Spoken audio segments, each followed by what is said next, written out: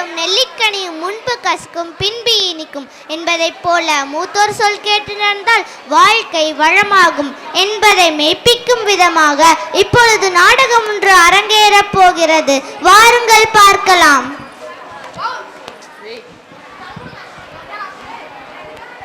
அட பாவி, mobile code பார்த்துருப்பீங்க, மொபைல் ஃபுட்டு பார்த்துருப்பீங்க, மொபைல் பெட்டு பார்த்துருக்கீங்களா?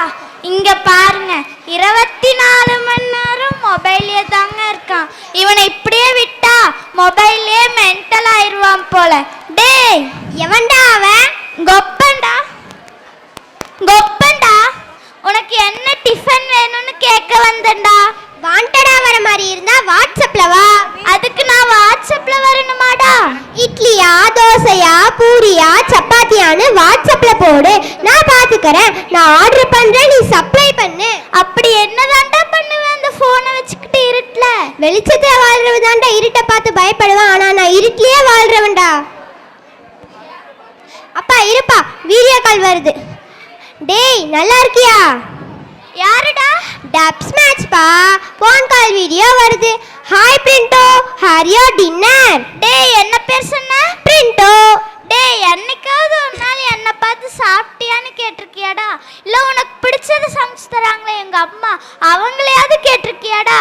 டாடி, என்னைக்காவது ஒரு நாள் என் ஃபேஸை பார்த்து பேசியிருக்கியாடா? நீயும் ஃபேஸ்புக்கு வா, ரெக்வஸ்ட் கொடு, நான் அக்செப்ட் பண்ணிக்கிறேன். அதுக்கப்புறம் நான் ஃபேஸை பார்த்து பேசுறேன். நீ திருந்தவே மாட்டடா. நீ ஆமா, இவர் சொல்லடா, அப்படியே நான் கேட்டு திருந்திடுவோம். அப்பா, எப்பப்பா கரண்ட் வரும்? என்னோட எல்லா மொபைல்லையும் சார்ஜ் இல்லை. கரண்ட் வர 4 நாள் ஆகும். என்னது, கரண்ட் வர 4 நாள் ஆகுமா? அது வரைக்கும் நான் எப்படி இருப்பேன்? என்னால முடியாது. அவனவனுக்கு சாப்பிட சோறு இல்லை, குடிக்க தண்ணி இல்லை, இருக்க வீடு இல்லை. உனக்கு என்னடான்னா சார்ஜ் இல்லைங்கிற கவலை. ஏண்டா பாருங்க மக்களே, இப்புள்ள தலைமுறை எப்படி இருக்குன்னு பாருங்க.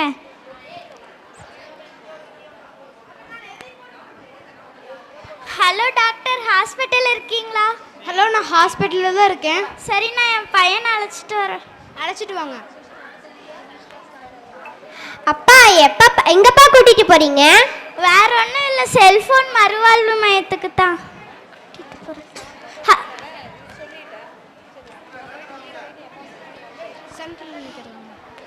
டாக்டர், என் பையனை எப்படியாச்சும் காப்பாற்றி கொடுங்க டாக்டர், ப்ளீஸ் ப்ளீஸ். பசங்களுக்கு பாஸ்தா கொடுக்க வளர்க்க சொன்னால் ஃபோனை கொடுத்து அவங்கள கெடுத்து வச்சுருக்கீங்க. அதோட அவங்க ஃப்யூச்சரையும் கெடுக்குறீங்க. Please please doctor. ஓகே, உங்கள் மகன் நான் சரி பண்ணி அனுப்பிச்சி விடுறேன். சரிங்க சார், பார்த்துட்டு கால் பண்ணுங்க. முதல்ல நீங்கள் திருந்துங்க, இதை கூட ஃபோனில் தான் சொல்லணுமா? சரிங்க சார், நான் நேர்லேயே வரேன்.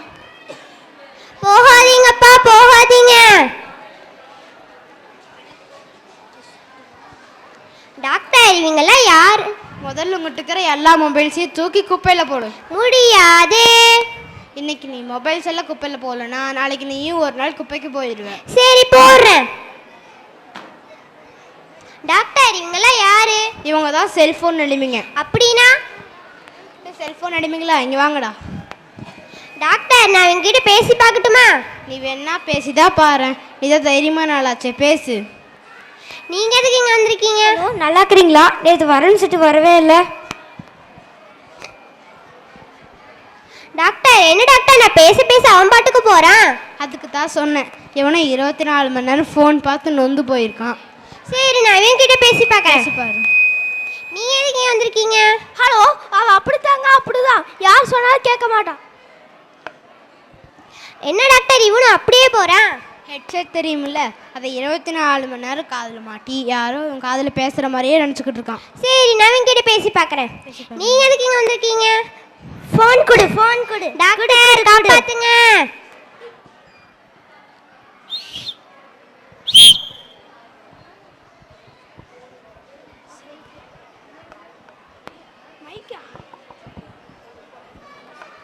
செல்ஃபி எடுக்க போகலாம்.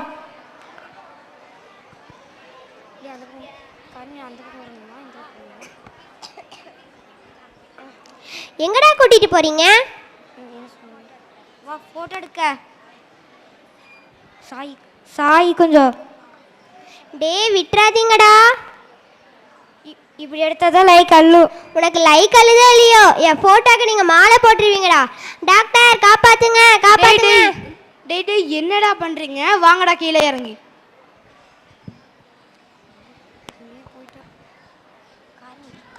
டாக்டர் நல்ல வேலை வந்து என்னை காப்பாத்துனீங்க.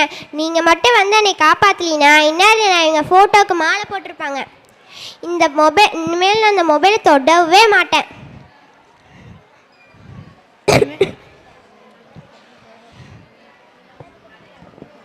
இங்கே வந்து நான் நிறைய கற்றுக்கிட்டேன். என்ன கற்றுக்கிட்ட? இந்த மொபைல்னால் எங்கள் அப்பா அம்மா ஆசிரியர் சக நண்பர்கள் இவங்களுக்கெல்லாம் நான் நேரம் ஒதுக்கிறதே இல்லை. அது மேலே நான் இப்போ எக்ஸாமுக்கு படிக்கிறதும் இல்லை. என்னோடய மார்க்கும் ரொம்ப லோ ஆகிடுச்சு. இனிமேல் நான் அந்த மொபைலை தொடவே மாட்டேன். ஓகே, நல்ல முடிவு. இதை கேட்டால் உன் அப்பா அம்மா சந்தோஷப்படுவாங்க. பெற்றோர்களே, நீங்களும் இனிமேல் உங்கள் குழந்தைங்களுக்கு மொபைலை தராதீங்க.